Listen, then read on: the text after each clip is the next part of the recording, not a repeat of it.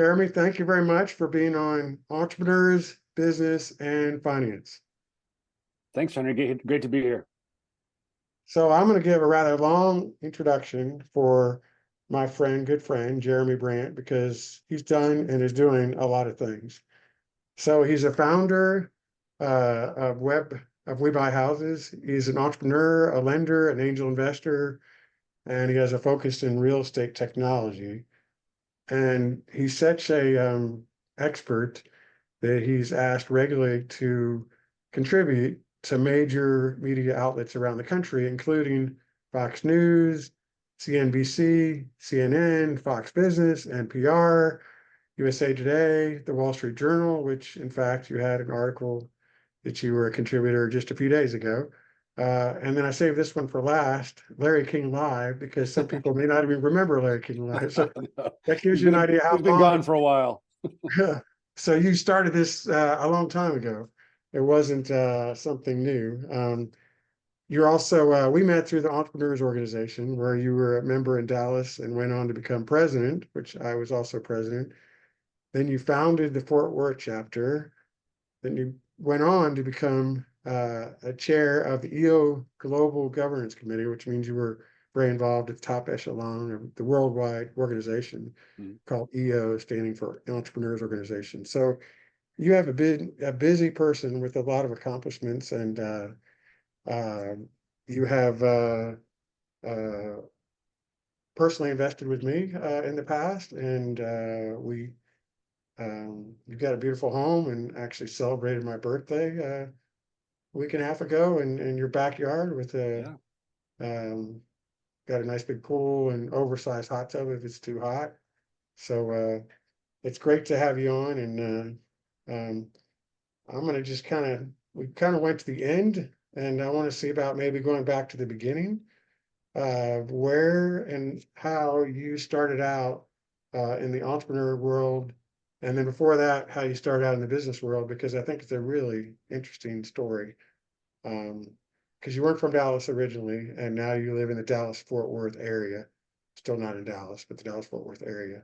How did that happen? Well, I think I was always an entrepreneur. I grew up in Washington State. I was homeschooled by my parents, oldest of a large family. I have 6 siblings, and grew up very independent. And from a very young age, I was the kid that was buying stuff at Costco and selling candy to neighbors and doing all that kind of stuff. And so I think that was always kind of in my blood, and something that I was always a part of me. Always had odd jobs during the summertime and working on different projects, so very entrepreneurial. And then when I moved down to Texas with my family when I was about 16. Got involved really heavily in computers and computer networking, and kind of at the right place at the right time. And both worked for a computer store, and then kind of started a side business doing computer repair work and computer networking and that type of a thing. And just always knew I was going to be an entrepreneur, and the opportunity just hadn't presented itself yet. And then during the .com bubble, I got laid off from the company that I was working for at a really great job at a consulting company, loved it, was traveling all over the country, and got laid off, which was, in retrospect, one of the best things that happened, because that jump-started being an entrepreneur. I think sometimes people that have really comfortable salaries, it kind of becomes golden handcuffs and difficult to go follow their entrepreneurial dream, because you have to really take a big risk and a big leap. And so that happening to me in 2001 or so was really a blessing in disguise, because it helped me go start my company and really focus on building my own business and on the entrepreneur journey. And so I first started by getting involved in real estate. I was flipping houses around DFW. Really loved it. It was a great time to be in real estate. I think you were probably in real estate back then as well. And so just really enjoyed it, and quickly kind of combined my technology background with the real estate that I was doing. And the first kind of business that I started beyond house flipping was a lead generation company for real estate investors. So we were doing online marketing and SEO and all that kind of stuff before almost anybody was doing it in real estate investing. And we're getting houses from all over the country, people that wanted to sell their house to an investor. And So we would, I'm not going to go buy a house in Miami, based here in Dallas. But we would call investors and just say, we've got these people that want to sell their house to an investor. It needs a bunch of work. Would you give us $1,000 if we make the introduction and you buy the house? And everybody said yes at the time. And so pretty quickly, the focus shifted from buying and selling real estate to running an online marketplace for people that want to sell their house to a real estate investor, a cash buyer.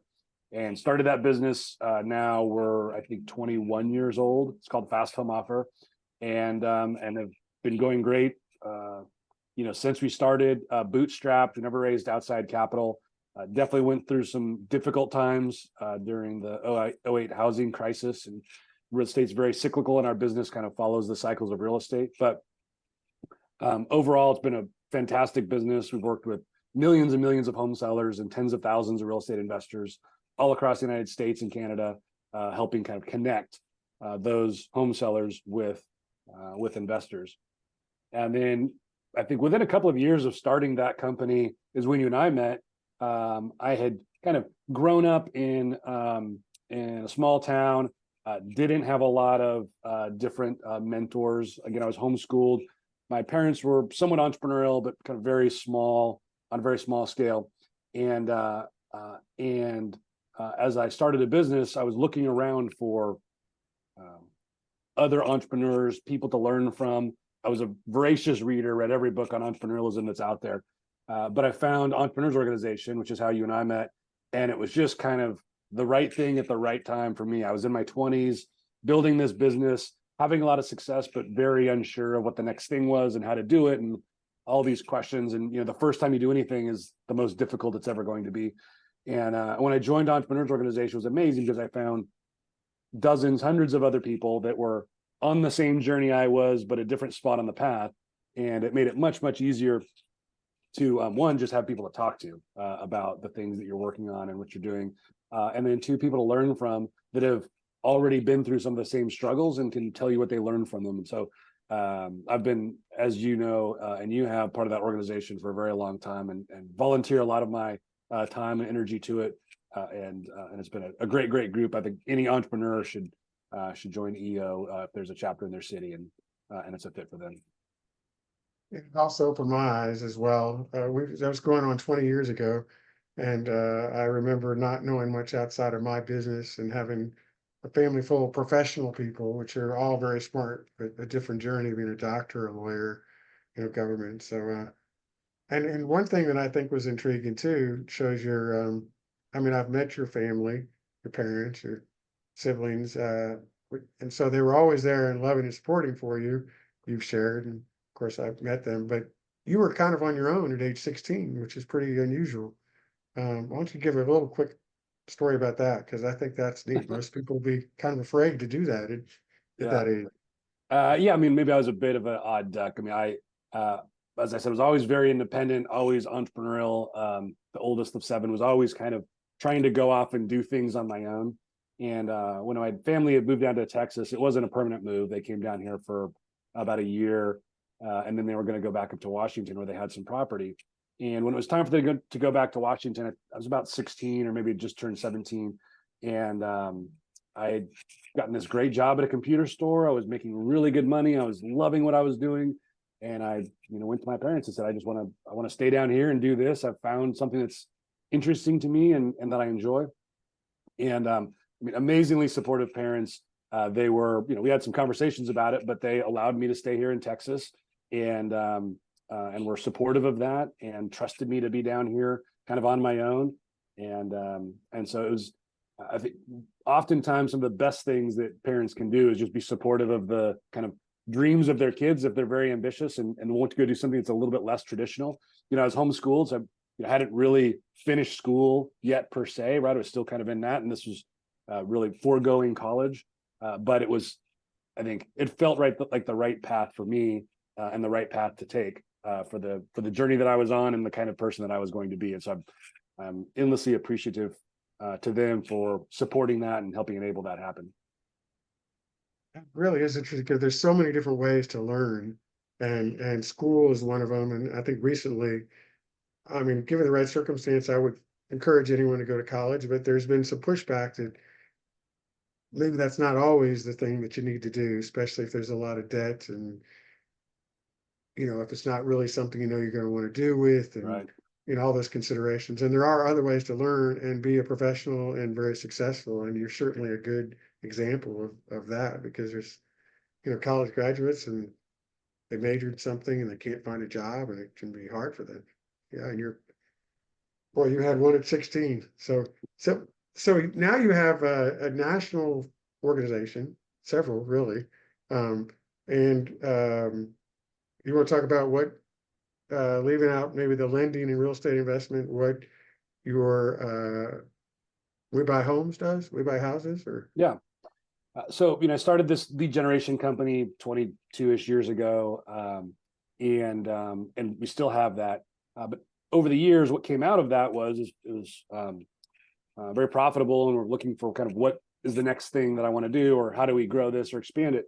And about 13 or 14 years ago, I had the opportunity to purchase WeBuyHouses.com, which is a company that was very well known all across the country. At the time, they were mostly selling leads to real estate investors, kind of like what I was doing. And they just hadn't really dialed it in a way that I thought it could be dialed in. And so it took me about 5 years of chasing these guys that owned this company and this domain name and the brand, but was able to finally purchase it. And the vision that we had around building WeBuyHouses.com was we kind of called it the anti-franchise. In real estate investing, kind of these franchise systems, which are great, but they're mostly about teaching people how to be a real estate investor and really constraining them within the exact system that franchisor wants, which makes sense, right? You don't want to go to a McDonald's and have a burger that doesn't taste like another McDonald's burger. You have to follow the formula exactly. So that's kind of what franchises are great at. But having been in this lead business for many, many years, what I heard over and over from these franchisees was, it's great these franchises are great if you want to learn about real estate investing, but if you're already an expert real estate investor, the overhead that they add and the fees that they add and the constraints of their system make it much more difficult, and they're actually hindering to the real estate investor. But what they loved was the national brand, the national access to technology, being able to negotiate national deals with very large companies based on having a large organization. And so that was really what we set out to build, and what we have built, which is this large national brand that's, I would say, one of the top couple of brands in residential real estate investing in the country, WeBuyHouses.com, and then locally owned and operated offices all over the United States that operate under our brand, but do it under a brand license. So we don't put really tight controls around what they do, as long as they're honest and ethical and legal and treating consumers right. How they do their investing is not as important to us. We don't get involved deep into their P&L and their balance sheet and kind of the details of their business.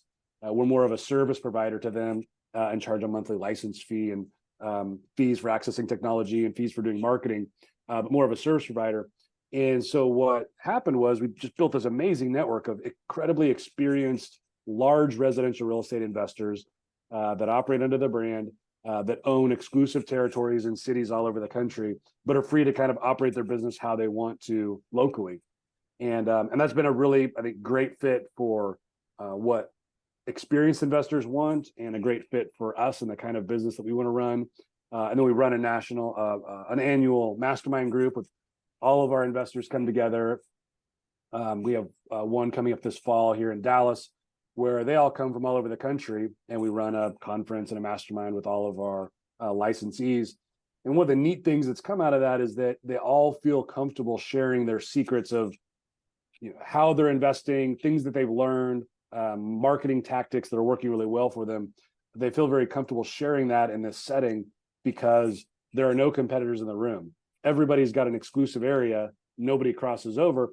And so everybody feels really comfortable sharing and not worrying that a competitor is going to take something that they've learned or some angle that they've found. And that's been really, really fun. We just got an incredible group of people. I think the last time we surveyed them, I think last year we bought about 3,000 houses across our brand nationally. So pretty significant volume of real estate kind of coming through the system with all of our local offices. And so, yeah, WeBuyHouses.com has been just a phenomenal ride. We've done deals with, the largest big box retailers for like Lowe's and Home Depot and, companies like that to provide discounts to everybody in our group. Because again, you get that large of a group, you have real buying power when it comes to purchasing construction materials and that type of thing. So yeah, it's been a lot of fun. The two main companies we have in the property space really are that WeBuyHouses.com, which is our brand license, and Fast Home Offer, which is our pay-per-lead service for investors. And if someone wanted to come join you, a real estate investor, is that something they could reach out to your website online and you talk to them about that possibility? Yeah, absolutely. I mean, either of those websites, they can go to WeBuyHouses.com or FastHomeOffer.com, and there's a, contact us, learn more information link on there. Great, great. So how did you become an expert, and where did it start? The Wall Street Journal is reaching out to you, and you've been on national TV live. How did that get started? Because that's not something that most people are called on to do. Yeah. It's actually an interesting story that will come full circle back to EO.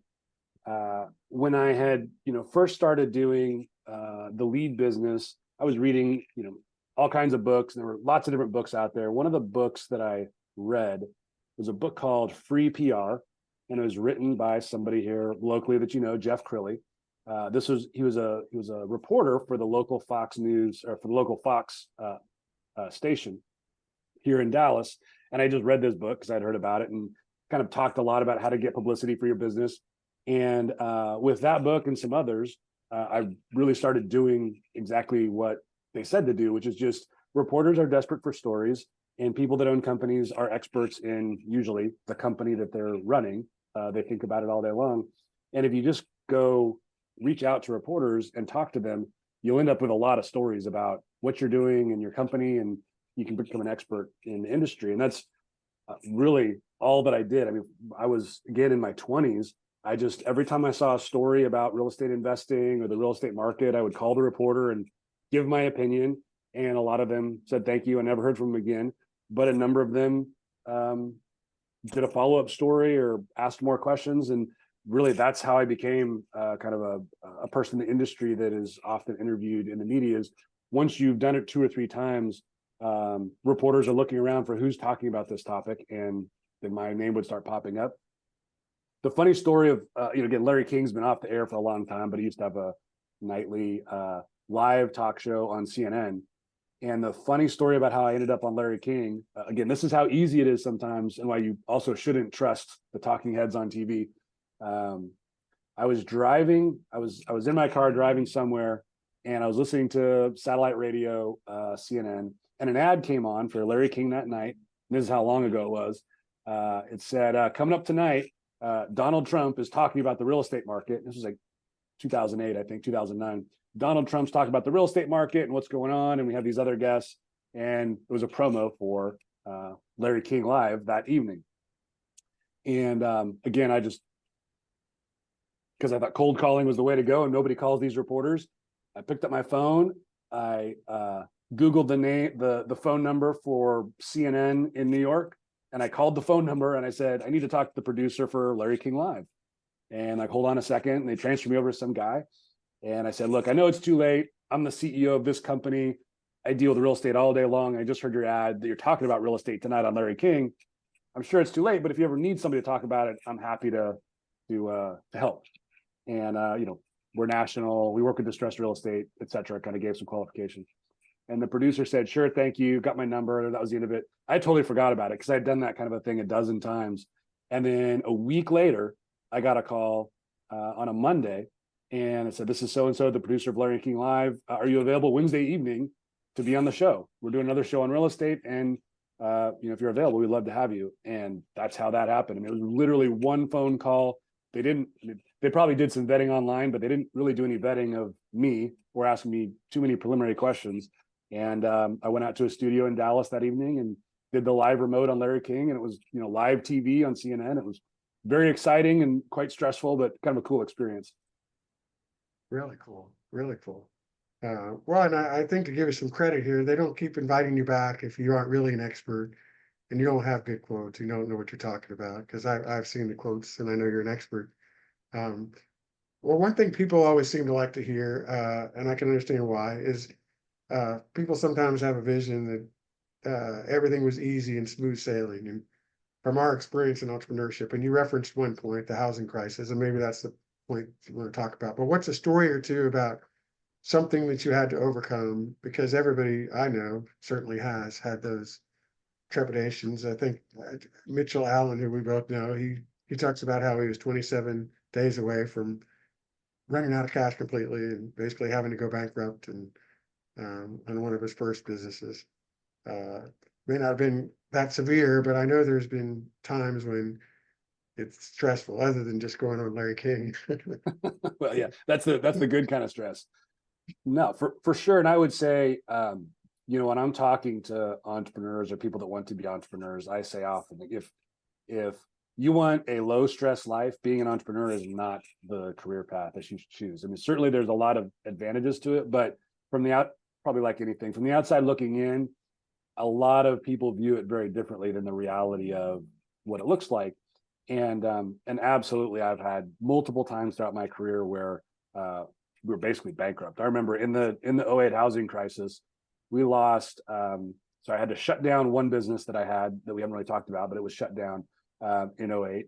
And then the lead business, we lost about 60 or 70% of our clients in 10 months. So I had you have to have $1 million business to be an EO. I had a multi-million-dollar business.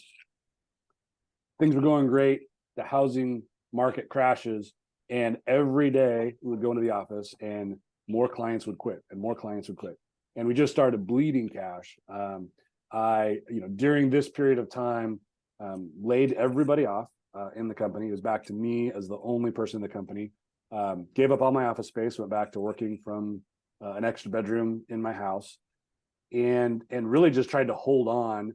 And I think for a period of time had an unhealthy optimism. I think entrepreneurs are really good at always believing the best is going to happen. An unhealthy optimism about the market's just going to turn around. It's just going to turn around, and it wasn't. And it was kind of digging a deeper and deeper hole. One day I just woke up and kind of sat down and said, if this business is going to be bankrupt, what's everything that I can do before that happens? Like, if it's going to go away anyway, I might as well go down like fighting.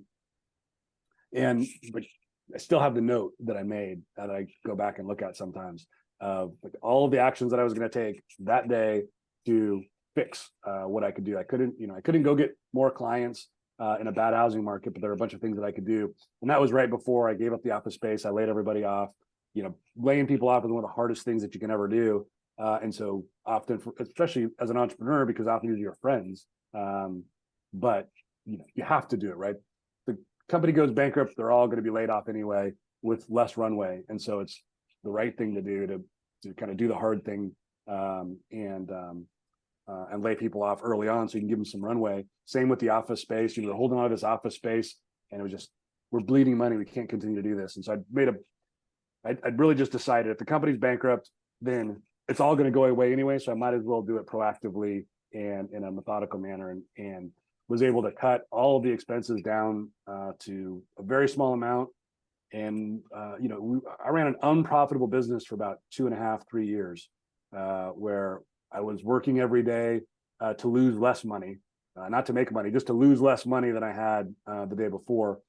But the positive that came out of that was every single one of our competitors went out of business during that time. Real estate is full of opportunists. And so there's a lot of opportunists that when things are great, they come in, kind of milk it for everything it's worth. And as soon as the market shifts, they all disappear and do something else. And we had kind of stuck with it through that time. So when the real estate market started to come back, we were the only company doing what we did.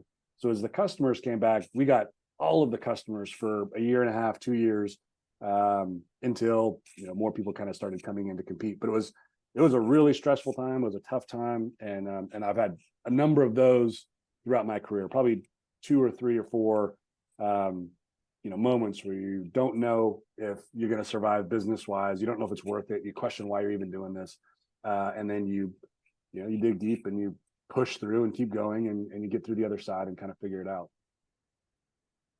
Uh, Yeah, that's well, congratulations to you for Yeah. pushing through and being who you are. Um, uh, you've done a little bit of speaking also. Is that generally EO groups, or I know you could push that if you wanted and you don't. You just get asked, like you were asked Mhm. to be on this, because people know you and respect you and like you. Um, do you give speeches where you go through those stories? Is that part of what you talk about, or it depends on the setting, I guess. Maybe you're Yeah, I giving have. advice on how to invest in real estate, how to get leads.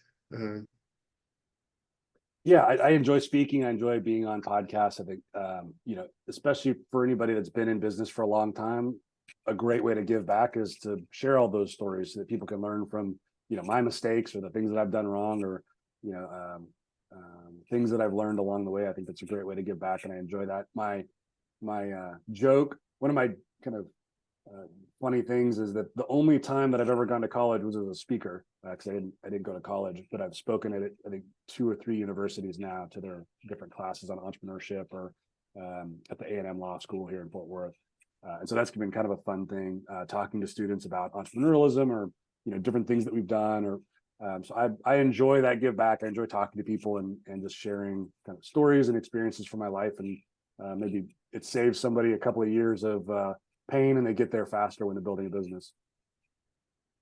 well, that's a good note to leave on because you can follow Jeremy uh, in many ways because he's out there. Whether it's the Wall Street Journal, LinkedIn, he'll typically post, or his various websites, and because you do go around and go on podcasts and communicate. So, Jeremy Brandt, and I can't even list all the names of your companies, but we'll just call one that people know, WeBuyHouses.com. And thanks so much for coming on. Really appreciate it. And I will talk to you soon.